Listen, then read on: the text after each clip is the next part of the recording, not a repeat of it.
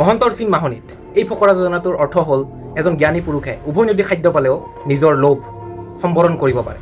কিন্তু মই আজি এনেকুৱা জ্ঞানী পুৰুষৰ কথা ক'বলৈ ওলা নাই। এই মহন্ত ইমানেই লোভীয়া হৈ পৰিছিল যে সি জুবিন দাক কোমল আদা পাই ভৰিৰে মোহাৰি খাব বিচাৰিছিল। হয়, মই চামকানু মহন্তৰ কথা কৈ আছোঁ।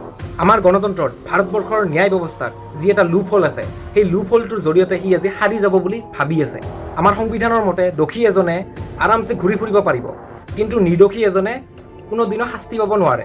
আৰু এই চামকানু মহন্তই এই লুপ হোলৰ জৰিয়তে আমাক ব্যৱহাৰ কৰি নিজকে নিৰ্দোষী বুলিবলৈ চেষ্টা কৰি আছে। তেওঁৰ প্ৰয়াস হ'ল জুবিনদাৰ এই মৃত্যুক এক্সিডেণ্টত পৰিণত কৰা। এজন পাৱাৰফুল মানুহে আমাৰ ন্যায় ব্যৱস্থাৰ পৰা ইমান সোনকালে বাচি যাব পাৰে নেকি? ই বোলে আমাৰ মুখ্যমন্ত্ৰী ডাঙৰীয়াই লোৱা পদক্ষেপটোক বিশ্বাস নকৰে। CID SITৰ ওপৰত বোলে একো বিশ্বাসেই নাই। ইয়াৰ কাৰণটো কি?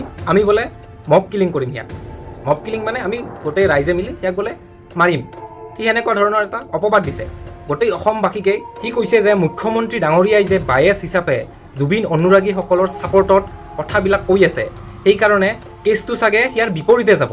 কিন্তু সি যদি একো ভুলেই কৰা নাছিল, তেনেহ'লে এইবিলাকৰ দায়িত্ব কোনে ল'ব? মই 5টা পইণ্ট কৈ আছোঁ। জুবিন দাক অনিচ্ছাকৃতভাৱেও ছিংগাপুৰলৈ কোনে লৈ গৈছিল? গৰিমা বৌ লগত কিয় নাছিল? তেওঁ যদি যাম বুলি ভাবিছিল, তেওঁৰ টিকট কেনেকুৱাকৈ কেঞ্চেল হ'ল? তৃতীয়তে হ'ল তেওঁক শুব দিয়া হোৱা নাছিল, তেওঁক ভাল খাদ্য দিয়া হোৱা নাছিল, গাহৰি দিয়া হৈছিল বোলে। সেইটো খাদ্য হ'ল নেকি? ভাল খাদ্য হ'ল নেকি? সেইটো বিয়াৰত বোলে বিষ মিলাই দিছিল। এইটো নতুন কৰি শুনা পাইছোঁ। এতিয়া কি এনেকুৱা পৰিস্থিতি হৈ গৈছে নেকি? ইমান কিছু হোৱাৰ পিছত দুৰ্বল জুবিন দাক ইহঁতলৈ কোনে লৈ গৈছিল? আৰু শেষত যোনখন আইলেণ্ডৰ ওচৰে পাজৰে জুবিন দা চুইমিং কৰি আছিল, এই য়টখন আছিল, সেই য়টখন বোলে কোৱাৰেণ্টাইন কৰা হৈছিল। যাৰ অৰ্থ হ'ল সেই য়টখনত জুবিন দা আৰু যোনে যোনে গৈছিল, এই শ্যামকানু মহন্ত এইবিলাক যোনে যোনে আছিল, তেওঁলোকৰ বাদে বোলে কোনো নাছিল সেই সময়ত। আৰু 20 তাৰিখে যদি প্ৰগ্ৰাম আছিল, 17 তাৰিখে কিয় লৈ গৈছিল? প্ৰশ্ন বহুত উঠি আছে। কিন্তু তেওঁ এনেকুৱা সাধাৰণ পিটিশ্যন এখন ফাইল কৰি দামী দামী উকিল হায়াৰ কৰি সুপ্ৰিম কোৰ্টত যায় এনেকুৱাকৈ হাত সাৰি যাব নোৱাৰে। আমি যাব নিদিওঁ। ডিম্পু দাই ঠিকে কৈছে যে গণতন্ত্ৰত নিৰ্দোষীয়ে শাস্তি পাওক নাপাওক, কিন্তু দোষীয়ে কিন্তু আৰামছে কৰি থাকিব পাৰে। আৰু যদি কেছটো সুপ্ৰিম কোৰ্ট নাইবা CBIৰ পিনে গতি কৰে, তেতিয়াহ'লেতো তেওঁলোকে জুবিন দা বুলি কেছটো নাচাবই।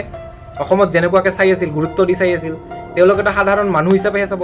চামকানু মহন্তই যদি প্ৰুভ কৰি দিয়ে কি এইটো এক্সিডেণ্ট আছিল, তেতিয়াহ'লেতো কথাই নাই, গোটেই কেছে খতম হৈ যাব। সকলোৱে এইটো বিচাৰ কৰক, বিচাৰ কৰাটো বহুত জৰুৰী হৈ পৰিছে। এনেকুৱা পিটিশ্যন ফাইল কৰিছে যে মানে প্ৰুফ নোহোৱাকৈ একো কৰিব পৰা নাযাব। অলপমান সচেতন হ'ব লাগিব আমি। এইটো বেলেগ মানুহৰ কথা নহয়, আমাৰ অসম সম্পদ জুবিন দাৰ কথা চলি আছে। আমি অলপ সচেতন হ'ব লাগিব, নহ'লেতো উপায় নাই। কি হ'ব নিজেও বুজি পোৱা নাই কি হ'ব। জাষ্টিছ পাবনে নাই? জুবিন দা যিজন ব্যক্তিয়ে পলিটিক্সত ভালেই নাপাইছিল, তেওঁৰ মৃত্যুৰ পাছতে এনেকুৱা তেওঁৰ লগতে পলিটিক্স হৈ আছে।